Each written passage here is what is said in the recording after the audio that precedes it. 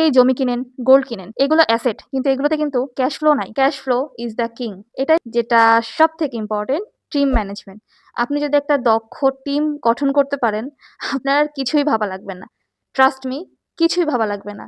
আপনি আপনার পার্টনারকে কিভাবে মোটিভেট করবেন, তাদের পারফরম্যান্সকে কিভাবে আরো আপগ্রেড করবেন, বিভিন্ন সমস্যার কিভাবে সলভ করবেন, এগুলো সঠিকভাবে করতে না পারলে আসলে বিজনেস দাঁড়াবে না। এবং আপনি যদি এগুলো করতে না পারেন, তাহলে সবথেকে বেটার হয় আপনি এমন কোনো একটা রানিং বিজনেসে ইনভেস্ট করেন যেগুলোতে অলরেডি স্ট্রং একটি টিম ডেভেলপ করা আছে। আরেকটা জিনিস মনে রাখবেন, cash flow is the king. এটাই সবথেকে বেশি গুরুত্বপূর্ণ। তাই আবারও রিপিট করছি, অনেকেই জমি কিনেন, গোল্ড কিনেন। এগুলো অ্যাসেট, কিন্তু এগুলোতে কিন্তু ক্যাশ ফ্লো নাই। বিপদের সময় এটাকে ক্যাশ করতে অনেক সময় লাগে এবং ইমার্জেন্সি কোনো কিছু করতে গেলে লস আসার সম্ভাবনা আছে। এমন জায়গায় ইনভেস্ট করুন যেটা সহজে আপনাকে প্রফিট দিবে। হতে পারে প্রতি মাসে, ৬ মাসে অথবা ১ বছরে। যেন কোনো বিপদ আসলে আপনি সহজেই সেখান থেকে উদ্ধার হতে পারেন। এবং রানিং ক্যাশ ফ্লো থাকলে আপনার একটি অনেক বড় সুবিধা আছে। সেটা হলো আপনি ওই টাকাকে আবার রিইনভেস্ট করতে পারেন। এটাতে কম্পাউন্ডিং ইফেক্ট কাজ করবে। ইমার্জেন্সিতে টাকা তুলতে পারবেন মূল ইনভেস্ট না ভেঙেই। এটাতে আপনি মানসিকভাবে শান্তিতে থাকবেন। প্রতি মাসে ইনকাম দেখবেন